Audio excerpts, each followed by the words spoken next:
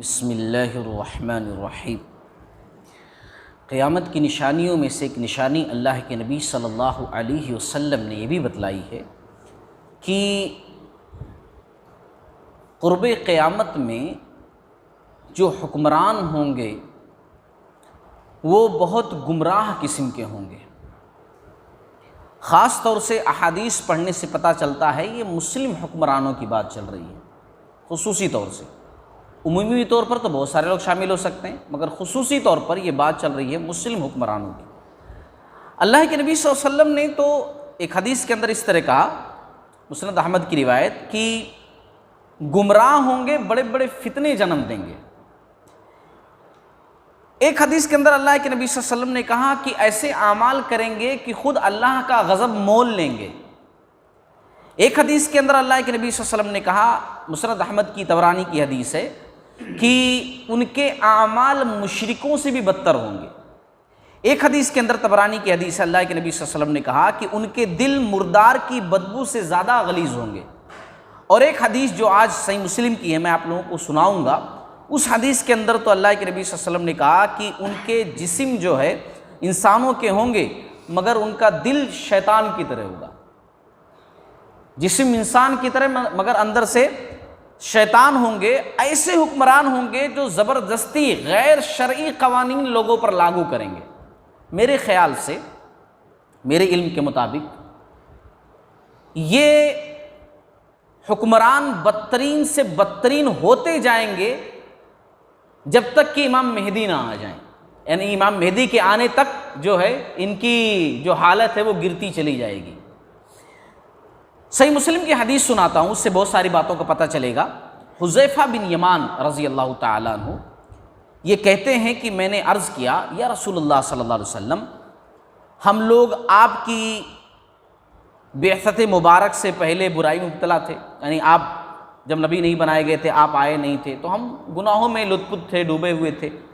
پھر جو ہے آپ کے ذریعے سے ہمیں بھلائی ملی، خیر ملا۔ تو یا رسول اللہ صلی اللہ علیہ وسلم بتائیے، تو کیا اس بھلائی کے بعد پھر دوبارہ برائی آ جائے گی؟ تو اللہ کے نبی صلی اللہ علیہ وسلم نے کہا کہ ہاں، اس کے بعد، اس دور کے بعد پھر برائی کا دور آ جائے گا۔ تو پھر میں نے پوچھا، یا رسول اللہ صلی اللہ علیہ وسلم، پھر اس برائی کے بعد پھر دوبارہ کیا خیر آئے گی؟ پھر برائی ہو جائے گی، پھر برائی کے بعد خیر آئے گی؟ تو آپ صلی اللہ علیہ وسلم نے کہا کہ ہاں، اس کے بعد پھر خیر آ جائے گی۔ تو پھر میں نے کہا کہ پھر اس خیر کے بعد پھر دوبارہ برائی آئے گی کیا؟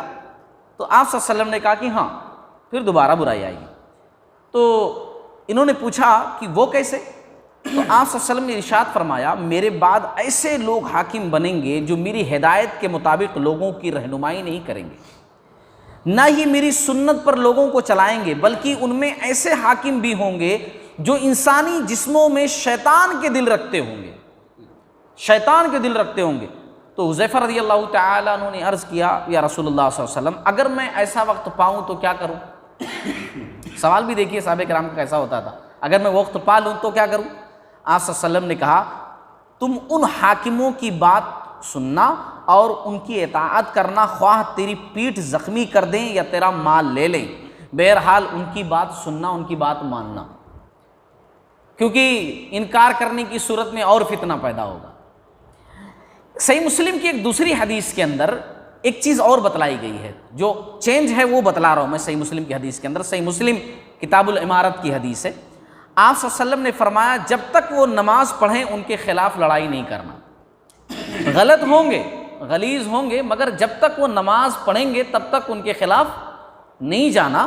ہاں، اگر وہ بے نمازی ہو جائیں گے تو معروف طریقے سے ان کو ہٹانے کی کوشش کرنا، ایسے حکمرانوں کو معروف طریقے سے، اس طریقے سے نہیں کہ اس میں جو ہے معصوم لوگ بھی ختم ہو جائیں، معصوم لوگ کا بھی نقصان ہو، اس طریقے سے نہیں، بلکہ معروف طریقے، ایسا کوئی طریقہ اختیار کرنا کہ وہ حکومت سے ان کو ہٹا دینا، ایسا کر سکتے ہو۔ لیکن کب؟ جب وہ بے نمازی ہو جائیں، اگر نماز کی حالت، مطلب نمازی ہیں، ابھی نماز پڑھ رہے ہیں، تب ان کے خلاف خروج نہیں کرنا اور ان کے خلاف جو ہے نہیں جانا۔